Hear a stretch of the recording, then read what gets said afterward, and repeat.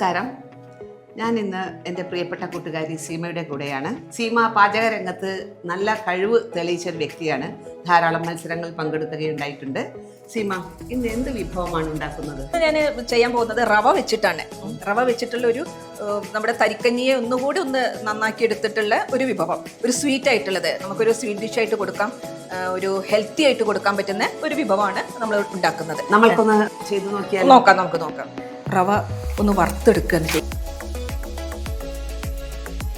ഇത് ചൂടായി വരുന്ന സമയത്ത് ഇളനീരിൻ്റെ കഴമ്പും വെള്ളവും കൂടി ആക്കി വെച്ചത് അതിലേക്ക് ചേർക്കാം. ഇത് പാകമായിട്ടുണ്ട്. നമുക്കിത് ചെറിയ ബോളുകളായിട്ട് ഉരുട്ടാം.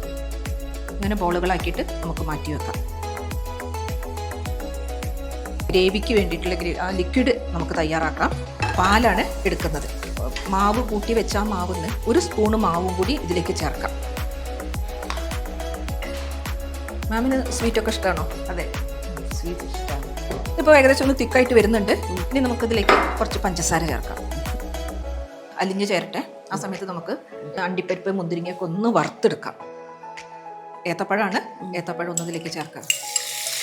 ഇതിപ്പോൾ നല്ല പാകമായിട്ടുണ്ട്. നല്ല നെയ്യിൻ്റെ ഒക്കെ നല്ല മണം വന്നിട്ടുണ്ട്. അപ്പോൾ നമുക്കത് ഈ ഒരു നമ്മുടെ ഈ പാൽക്കൂട്ടിലേക്ക്, പാലും റവയും കൂടിയുള്ള ആ കൂട്ടിലേക്ക് നമുക്കത് ചേർക്കാം. നമ്മളിപ്പോൾ ആദ്യം ഉരുട്ടി വെച്ചിട്ടുള്ള ബോളുകൾ ഉണ്ടല്ലോ, റവയും ഇളനീരും കൂടിയുള്ള, അതും കൂടി ഇതിലേക്ക് ചേർക്കാം. അപ്പോഴേ അതിൻ്റെ ആ ഒരു പഴത്തിൻ്റെ വാസനയൊക്കെ ഇതിലേക്കും കൂടി വരുള്ളൂ. ഇതെല്ലാം പാകമായിട്ടുണ്ട്. നല്ല ഇതിൻ്റെ ആ ഗ്രേവിയൊക്കെ നല്ല പാകത്തിനായിട്ടുണ്ട്.